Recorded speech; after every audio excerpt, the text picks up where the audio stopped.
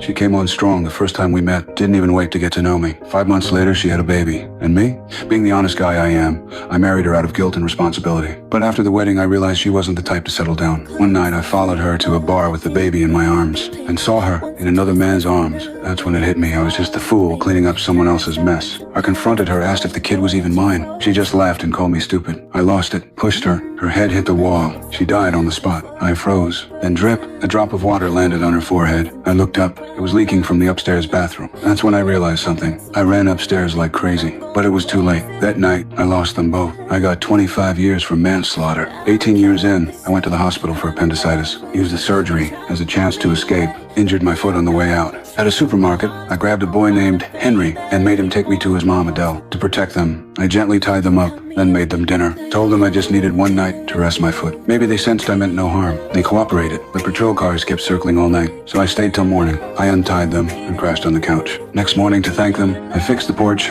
stacked firewood, changed the car oil, cleaned, and waxed the floors. That afternoon, Henry asked me to teach him baseball. Everything felt peaceful until someone knocked. I quickly pretended to grab Adele by the neck and had Henry answer it. Luckily, just a neighbor with some peaches. Later, I showed them how to bake my favorite peach pie. None of us had felt this kind of peace in years. Under the warm glow of the lights, Adele seemed to forget who I was. When I put my arm around her, she gently leaned in. We didn't say a word, just let the feelings take over. Then sirens outside. I pulled away. I didn't want to drag them into this. I planned to leave that night, but they begged me to stay until I healed. They were right, it was still too dangerous. Over the next few days, we grew closer. I told them my story, and Adele, she was broken too. Her husband ran off with his secretary. She had lost multiple babies and battled depression. Somehow, we gave each other hope. But cops and neighbors kept showing up. We knew it was time to leave. We planned to move to Canada. But right when we were leaving, sirens. Again, I knew it was over. To protect them from getting charged, I tied them up one last time.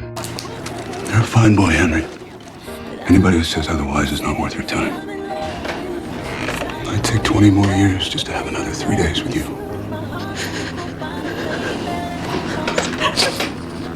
And I walked out and turned myself in. I got 25 more years this time for escape and kidnapping. After that, Adele wrote to me almost every day, but I never opened a single letter. I didn't want to ruin the rest of her life. Years passed. One day, I saw Henry in a magazine. He'd opened a bakery with the skills I taught him. Right before I got out, I sent him a letter. Dear Henry, those 5 days over Labor Day were the best days of my life. I'm getting out soon. I just want to know, is your mom still alone? If so, I'd like to write to her to say I'm sorry and that I still think of her. I swear, I'd cut off my own hand before ever hurting her again. The day I was released, her blurry face in my memory became clear again. 2 lost hearts finally found their way back.